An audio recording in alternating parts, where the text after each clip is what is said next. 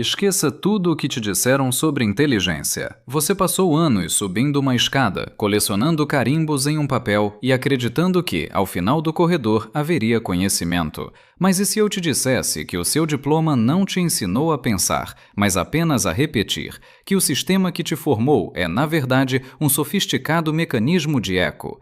Em 1952, no Rio de Janeiro, um físico vencedor do Prêmio Nobel chamado Richard Feynman entrou em uma sala de aula e explodiu a mente de uma geração de professores ao provar que todos ali eram analfabetos funcionais da realidade. Ele fez uma pergunta simples aos estudantes de física. Eles responderam em coro, perfeitamente, como uma orquestra afinada. Então, ele fez a exata mesma pergunta, apenas trocando as palavras. O resultado? Um silêncio ensurdecedor. Ninguém sabia a resposta. O que Feynman descobriu naquele dia não foi apenas uma falha no ensino brasileiro da época, mas um câncer que corrói universidades, salas de reuniões e processos seletivos até hoje: a ilusão do conhecimento. Nós confundimos a etiqueta com o conteúdo. Achamos que saber o nome de algo é o mesmo que entender como esse algo funciona. Mas a natureza não fala latim, nem grego, nem juridiquês. Ela fala a língua da mecânica bruta, das engrenagens escondidas. Você vê isso todo dia, naquela reunião de estratégia, onde ninguém entende o gráfico, mas todos balançam a cabeça positivamente para não parecerem estúpidos. No consultor que usa palavras de 10 sílabas para mascarar que não tem a menor ideia de como resolver o seu problema. Estamos vivendo em uma simulação de competência, mas para entender o que Feynman viu, precisamos mergulhar no sistema com ele. Ele não estava apenas dando aulas, ele estava observando a máquina por dentro. E o que ele encontrou foi uma produção em massa de papagaios de luxo, treinados para passar em provas, mas incapazes de construir um rádio ou entender por que o céu é azul sem citar um livro didático. Prepare-se, porque vamos desmontar a sua educação peça por peça. Feynman sentou-se ao fundo de uma sala de aula de engenharia. O professor falava devagar, quase num transe litúrgico. Dois corpos são considerados equivalentes se torques iguais produzirem acelerações iguais. Os alunos escreviam cada vírgula, palavra por palavra, letra por letra. O professor repetia, os alunos conferiam. Era um ritual de transferência de tinta, mas não de ideias.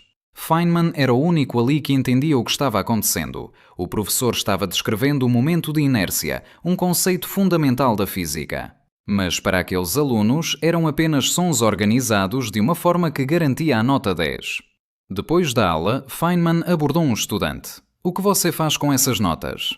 O aluno respondeu orgulhoso. Nós estudamos para o exame.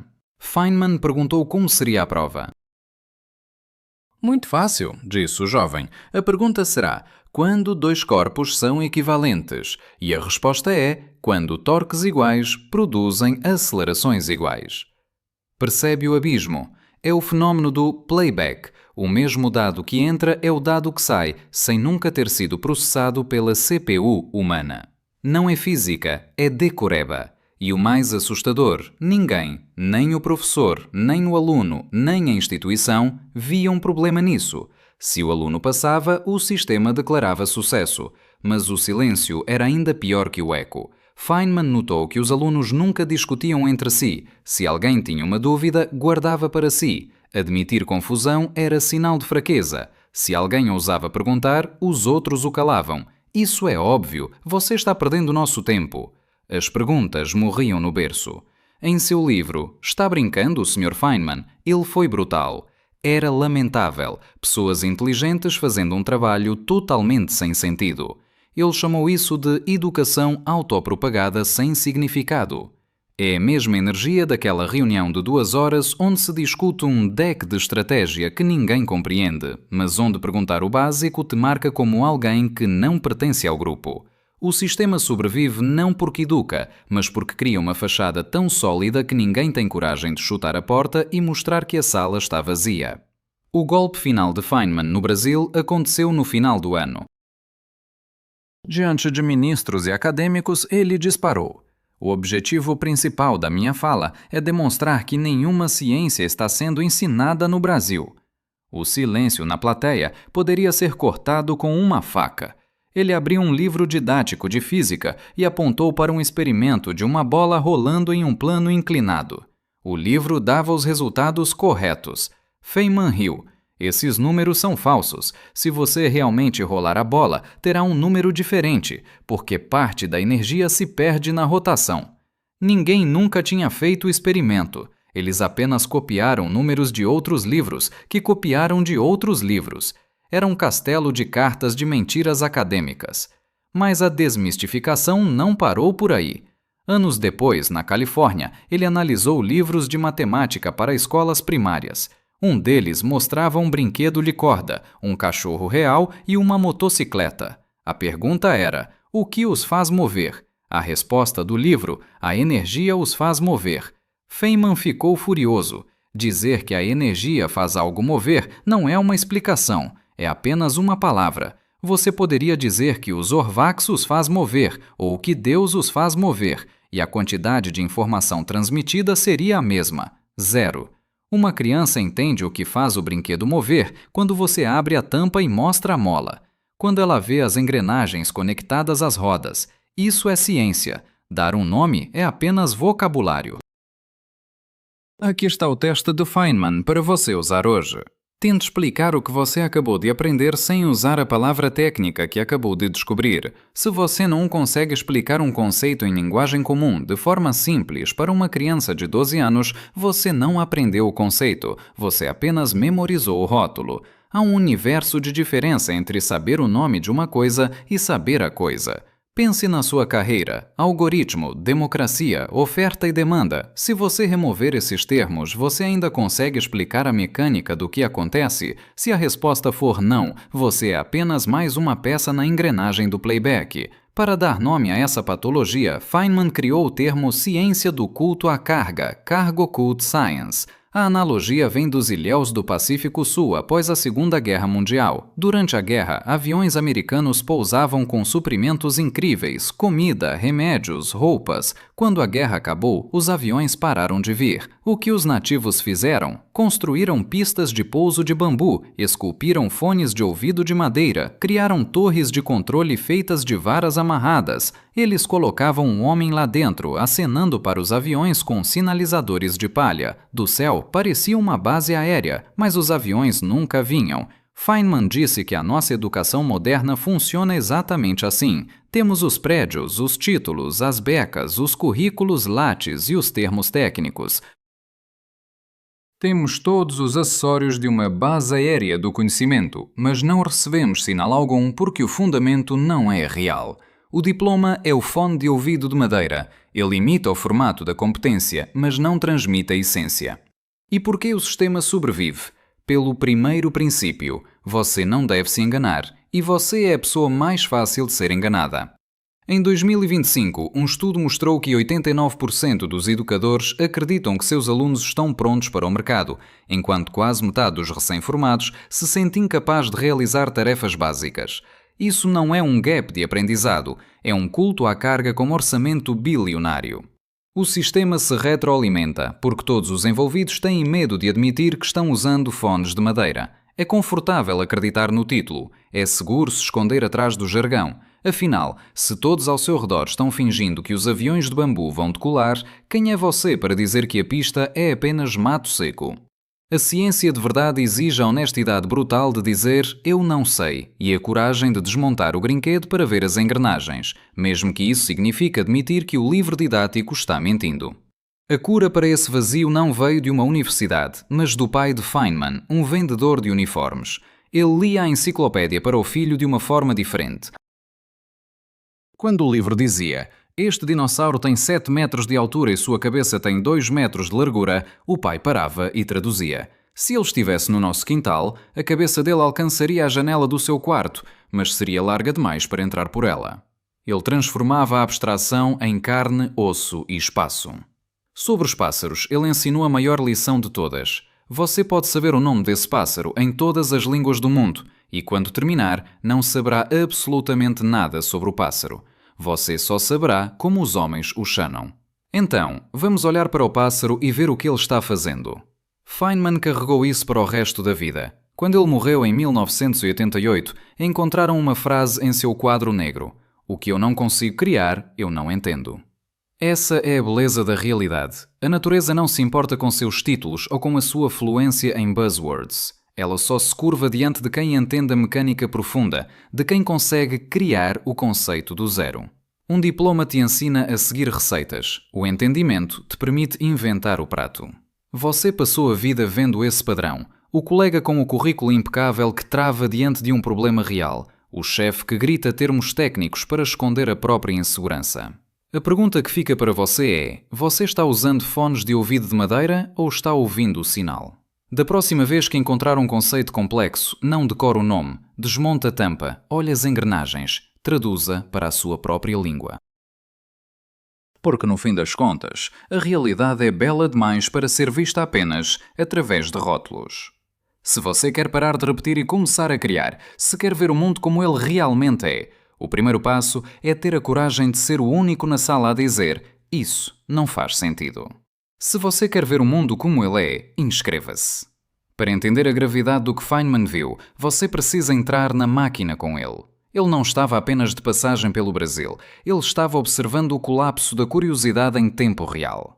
Imaginem a cena, uma sala de aula de engenharia em 1952. O professor está lá na frente, falando devagar, quase como um monge recitando um mantra sagrado.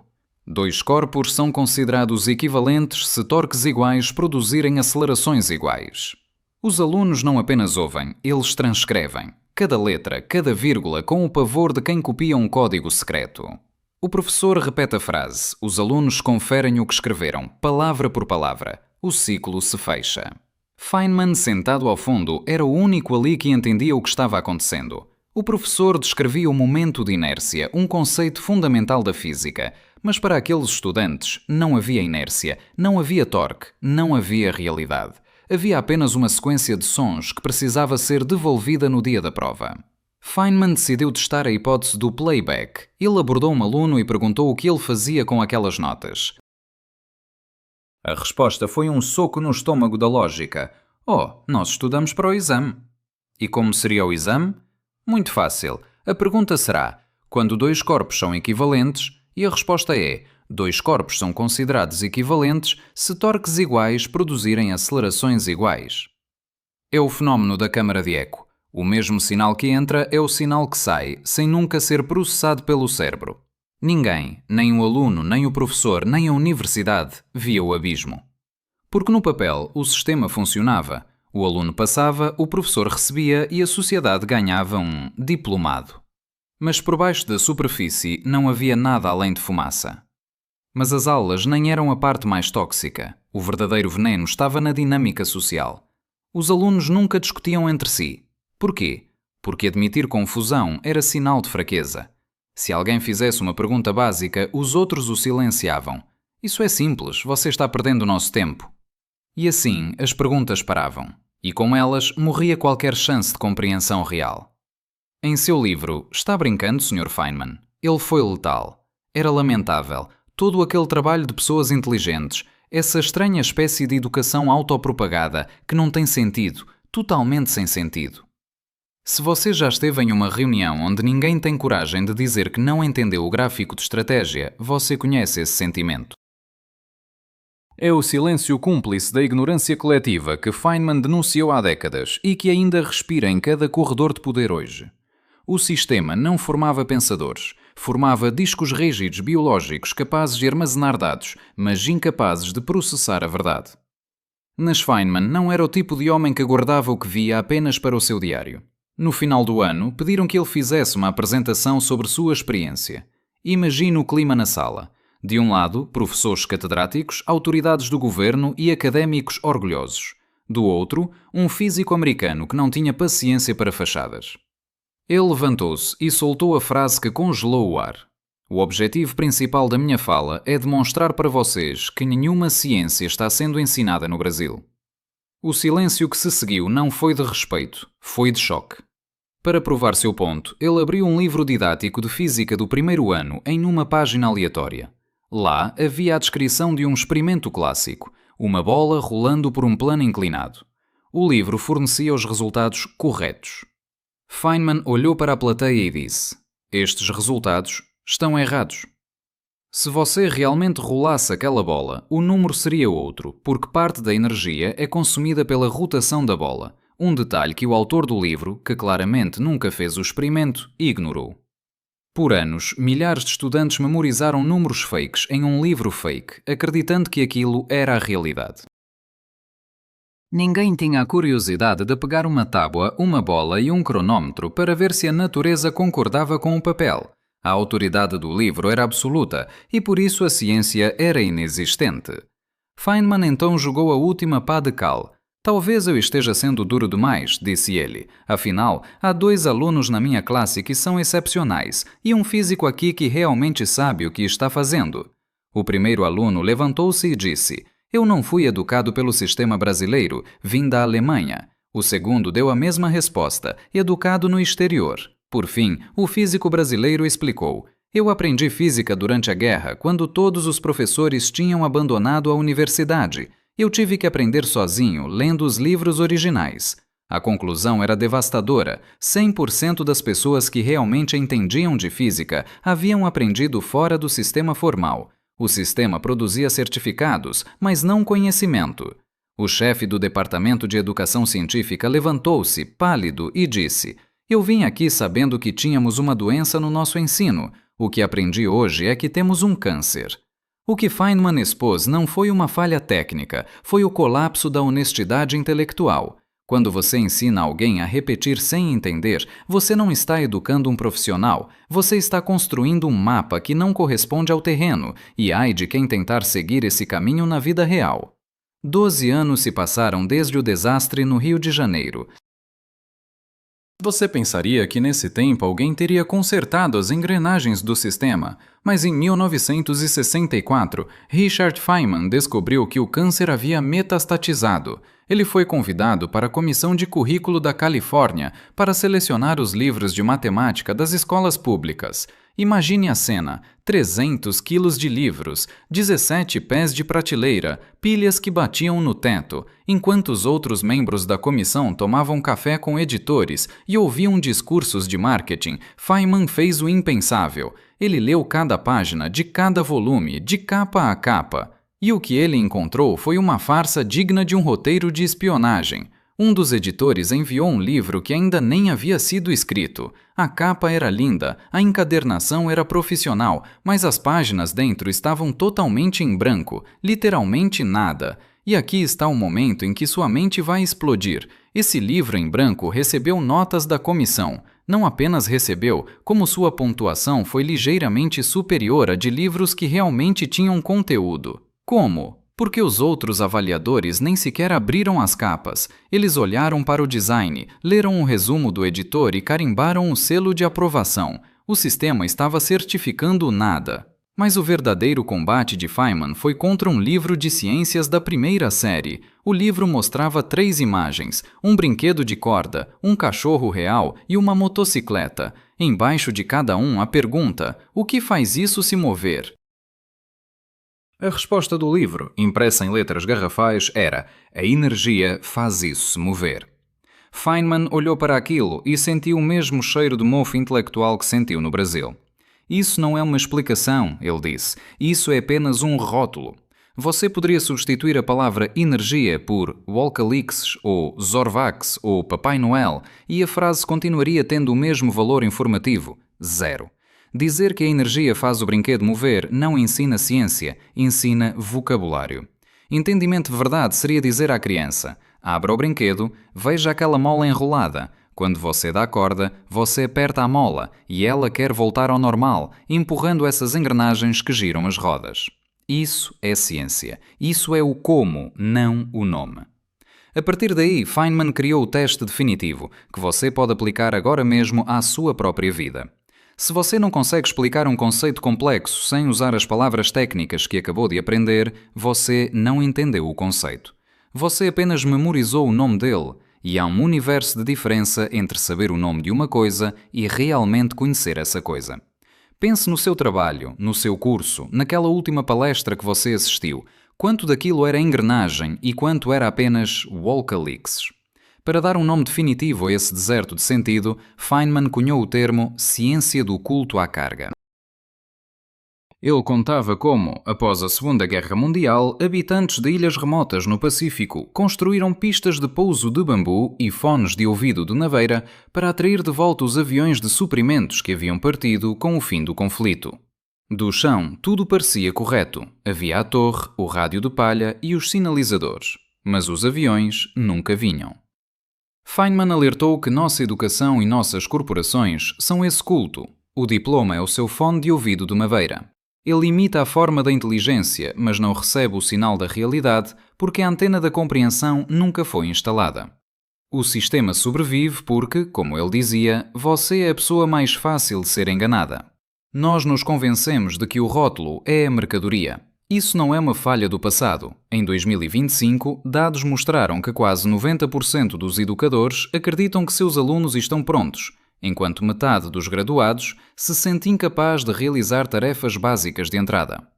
É um culto à carga com orçamento de bilhões. É como o estudante que recita Sócrates em grego clássico perfeito, mas fica mudo se você perguntar o que aquelas ideias significam para a vida dele hoje.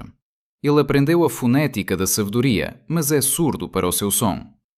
A saída desse labirinto veio do pai de Feynman, um vendedor de uniformes que entendia a mecânica do mundo melhor que muitos doutores. Ele não ensinou nomes ao filho, ensinou tradução. Quando o livro falava de um dinossauro de 25 pés de altura, o pai parava e dizia: se ele estivesse no nosso quintal, a cabeça dele quebraria a janela do seu quarto, mas seria larga demais para entrar. Ele transformava a abstração fria em algo que você podia sentir e ver. Ele ensinou que saber o nome de um pássaro em todas as línguas da Terra não te diz absolutamente nada sobre o pássaro, apenas sobre as pessoas que o nomearam. Entender é olhar para o que a criatura está fazendo. Richard Feynman deixou em seu quadro negro o código final para a liberdade intelectual. O que eu não posso criar, eu não entendo. Entendimento não é armazenamento de dados, é arquitetura mental. Se você não consegue reconstruir a ideia do zero, usando suas próprias palavras e analogias, você não é dono dela. Você é apenas um hospedeiro temporário de palavras alheias. O mundo não precisa de mais repetidores de etiquetas, precisa de quem saiba abrir a tampa do brinquedo e mostrar as engrenagens. No momento em que você troca o jargão pela visão clara, a realidade deixa de ser uma lista de termos e se torna uma explosão de beleza, lógica e verdade. Se você quer ver o mundo como ele realmente é, inscreva-se.